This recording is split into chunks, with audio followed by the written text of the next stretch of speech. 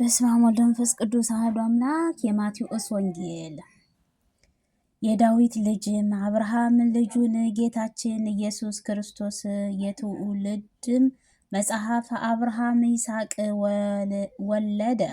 ይስሐቅም ያዕቆብ ወለደ። ያዕቆብም ይሁዳና ወንድሞቹን ወለደ። ይሁዳንም ከትዕማር ፋሬስን ዛራን ወለደ። ፋሬስም ኤስሮምን ወለደ። ኤስሮምም ራምን ወለደ። አራምም አሚናዳን ወለደ። አሚናዳም ነሶኦንን ወለደ። እነርሱም ሰሎሞንን ወለዱ። ሰሎሞንም ከራኬብም ቦዔዝን ወለደ። ቦዔዝም ኮረቤልን ከየዕቤድን ወለደ። የኢዮቤድም እሴይን ወለደ። እሴይም ንጉሥ ዳዊትን ወለደ። ንጉሥ ዳዊትም ከእርዮን ሚስቱንም በሰሎሞን ወለደ። ሰሎሞንም ሮብዓምን ወለደ። ሮብዓምም አብያንን ወለደ። አብያንም አሳፍን ወለደ። አሳፍም ኢዮሳፍጥም ወለደ። ኢዮሳፍጥም ኢድያርን ወለደ። ኢድያርም ያዝያንን ወለደ። ያዝያንም ኢዮአታም ወለደ። ኢዮአታንም አካዝም ወለደ። አካዝም ሕዝቅያን ወለደ። ሕዝቅያንም ምናሴ ወለደ። ምናሴም አምዕድን ወለደ። አምዕድም ኢዮስያስን ወለደ። ኢዮስያስም በባቢሎንም አርኮ ጊዜም ቢኮያስን ወለዱ። ከባቢሎን ምርኮም በኋላም ኢኮያስም ሶልያንም ወለደ። ሰላምያልም ዘሩባኤል ወለደ። ዘሩባኤልም አብይድን ወለደ። አብያድም ኤልያቆብም ወለደ። ኤልያቆብም አዛርን ወለደ። አዛርም ሳዶቅን ወለደ። ሳዶቅም አክሊኦምን ወለደ። አክሊኦምም ኤልያድን ወለደ። ኤልያድም አልዓዛርን ወለደ። አልዓዛርም ማትያንን ወለደ። ማትያንም ያዕቆብን ወለደ። ያዕቆብም ክርስቶስም ተባለ። ጌታ ኢየሱስ ከእርሱም ለተወለደ ማርያም እጮኛም ዮሴፍ ወለደ። እንግዲህም ትውልድንም ሁሉ ከአብርሃም እስከ ዳዊት 14 ትውልድንም ከዳዊት እስከ ባቢሎስም ምርኮም 14 ትውልድንም ከባቢሎን ምርኮም እስከ ክርስቶስም 14 ትውልድ ነው። ትውልድያንም ሁሉ ከአብርሃም እስከ ክርስቶስ 42 ትውልድም ነው። ኢየሱስ ክርስቶስ ትውልድ ሉቃስ። የጌታችን ኢየሱስ ክርስቶስ ልደት እንዲህም ነበረ። እናቱ ማርያም ለዮሴፍም በታጨችበት ጊዜ ሳይገናኙም በመንፈስ ቅዱስ ጸንሳም ተገኘች። እጮኛዋ ዮሴፍ ግን ጻድቅም ነበረ እና ሊገልጣት አልወደደም። በስውርም ሊተዋትም አሰበ። እርሱም ግን ይህንን ሲያስብ እነሆ እግዚአብሔርም መላእክትም በሕልሙም ታየው። እንዲህም ሲልም የዳዊት ልጅም ዮሴፍ ሆይ ከእርሷም የሚወለደው በመንፈስ ቅዱስ ነው። እጮኛህም ማርያም በመውሰድም አትፈራም፣ ልጇም ትወዳለችም። እርሱም ከሕዝቡም በኃጢአትም ያድነዋል። ስሙም ኢየሱስ ትለዋለህ። ይህንንም ሁሉ ሆነ እግዚአብሔር ዘንድ ነቢይ የተነገረው ይፈጸም ዘንድ ነው። እንዲህም ሲል እነሆ ድንግል ትጸንሳለች፣ ልጅም ትወልዳለች፣ ስሙም አማኑኤል ይባላል። ትርጓሜውም እግዚአብሔር ከኛ ጋር ሆነ ማለት ነው። ዮሴፍ ከእንቅልፉም ነቃና እግዚአብሔር መላእክትን እንዳዘዘው አደረገም። እጮኛውንም ማርያምን ወሰዳት። የከነዓንም ልጇንም እስክትወልድ ድረስ አላወቃትም። ስሙንም ኢየሱስ አለ። ስለ ሰብዓት ሰገድም በመጣ በንጉሥም በሄኖክም ዘመን ይሁዳንም ከፍዕልም በቤተ ልሔምም ጌታችን ኢየሱስ በተወለደ ጊዜ እነሆ ሰብአ ሰገድም በምስራቅ ወደ ኢየሩሳሌም መጡ። እንዲህም ሲሉ ኮከብ ከምስራቅም አይተውንም እንሰግዳለን ዘንድ መጥተናል። የተወደደውንም አይሁድ ንጉሥ ወዴት ነህ? ንጉሥ ሄሮድስም በሰማይ ጊዜም ደነገጠ። ኢየሩሳሌም በመላእክት ከእርሱ ጋርም ደነገጠች።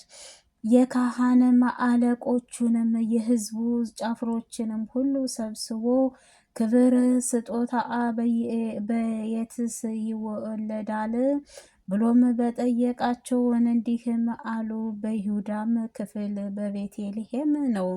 ነቢይ እንዲህም ተብሎ ተጽፎአል፣ ይሁድ በምድር አንቺ በቤተልሔም ከይሁዳም አለቆች ከቶ አታነሽም፣ ሕዝቤን እስራኤልንም የሚጠብቅ ንጉሥ ከአንቺ ይወጣልን? ከዚህም በኋላ ሄሮድስም ሰብአ ሰገድ በስውርም ጠራቸው። ኮከብ የታየውንም ዘመን ከእርሱም ተረዳ። ሄዳውንም በዚያም ሕፃን ነገርም ግርጦሽ ማርምሩ ያገኛል። ያገኛቸውንም እንዲሆን እኔም መጥቼም እሰግዳለሁ ዘንድም በእርሱ በኩል ተመልሳችሁ ንገሩኝም ብሎ ወደ ቤተልሔም ሰደዳቸው። እነርሱም ንጉሡንም ሰምተው ሄዱ። እነርሱም ምስራቅም ያህልም ኮከብ ሕፃን ባለውንም ቦታ ላይንም ደርሶም እስኪቆም ድረስ ይመጣል ነበረ። ኮከብ አይተውም ታላቅ ደስታም ደስ አላቸው። ወደ ቤትም በገቡ ጊዜ ሕፃኑም ከእናቱ ከማርያም ጋርም አገኛቸው። ወድቀውንም ሰገዱለት። ሳጥናቸውን ከፍተው ወርቅና ዕጣን ከርቤም እጅ መንሻ አቀረብንልህ። ወደ ሄሮድስም እንዳይመለሱም በሕልሙም ነገራቸው። በሌዳም መንገድ ወደ ሀገራችሁ ሂዱ፣ ሕፃኑ ወደ ግብፅም ምድር ስለመግባቱ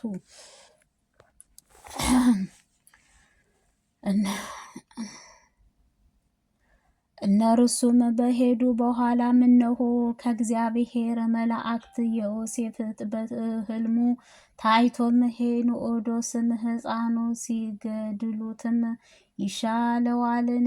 ተነስ፣ ሕፃኑንም እናቱም ይዘህ ወደ ምድር ግብፅም ሸሽም፣ እስከነግርህም ድረስ በዚያም ኑር አለው። እነርሱም በሌሊትም ተነስተው ሕፃኑን እናቱንም ይዘው ወደ ግብፅም ሄዱ። ከእግዚአብሔር ዘንድም ልጇን በግብፅም ተራሁትም ተብሎም በነቢይ የተነገረው ይፈጸም ዘንድ ሄኖዶስም እስኪሞትም ድረስ በዚያም ኖሩ። ስለ ሕፃን መገደልም ከዚህም በኋላ ሄኖዶስም ሰብአ ሰገድም እንደተዘባበቱበት ባየ ጊዜ እጅም ተቆጣና ጭፍሮቹንም በኮነ ከሰብአ ሰገድ እንደተረዱት ዘመንህንም ሁሉ ዓለምን ሆኖ ዓለም ከዚህም የሚያነሱትም በቤተልሔምም አውራጃውንም ሁሉ የነበረው ሕፃን አሰገደለም። ያለ ጊዜም ነቢይ በኤርምያስም የተነገረው ተፈጸመ።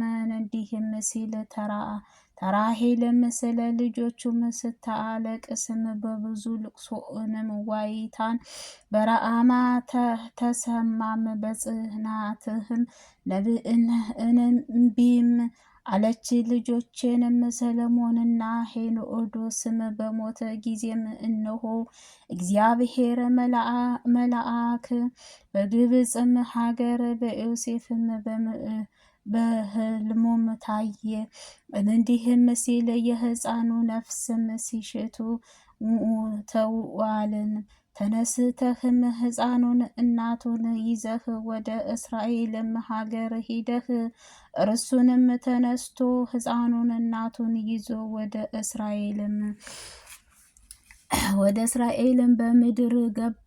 አርኬላኦስም አባቱ ሄኖዶስም ፋንታ በይሁድንም እንደነገሰም በሰማ ጊዜ ወደ እዚያም በሚሄድበት ፈራ።